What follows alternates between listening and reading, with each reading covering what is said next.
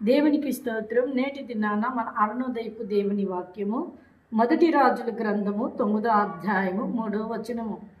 నా సముఖమందు నీవు చేసిన ప్రార్థన విన్నపములు నేను అంగీకరించితిని. హల్లెలూయా.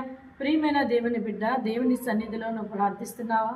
ఆయన పులిపీఠ దగ్గర నువ్వు ప్రార్థిస్తున్నావా? ఆయన సన్నిధిలో నువ్వు మొర్ర పెడుతున్నావా? ఆయనకు నీ విన్నపాలను వినిపించుకుంటున్నావా?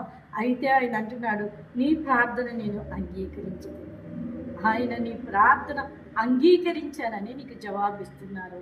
హిజ్కియా చేసిన ప్రార్థన, అతడు కన్నీటి విడుచుట, ప్రార్థించుట దేవుడు ఆలకించి అంగీకరించి అతనికి 15 సంవత్సరాల ఆయుష్ను పొడిగించారు.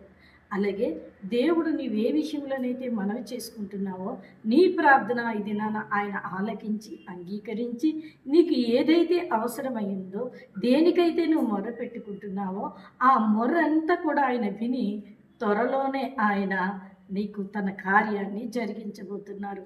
నువ్వు అడుగుచున్న దానిని ఆయన నీకు ఇవ్వబోతా ఉన్నారు. హిజ్కియాకి అనారోగ్యము, బ్రతకడు అని డాక్టర్లు అంటే ఆ యొక్క యెషయా చెప్పి వెళ్ళి ఉన్నాడు.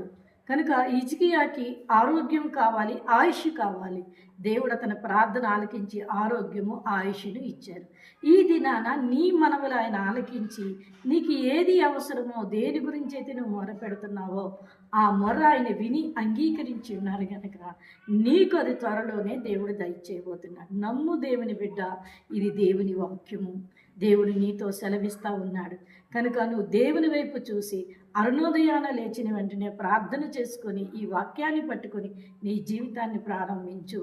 ఆయన సముఖములో చేసిన ప్రార్థన విన్నపములకి త్వరలోనే నీకు విజయమిచ్చి జయమిచ్చి ఆయన నిన్ను ఆశీర్వాదకరంగా నిలబెట్టబోతున్నారు. ఆమేన్.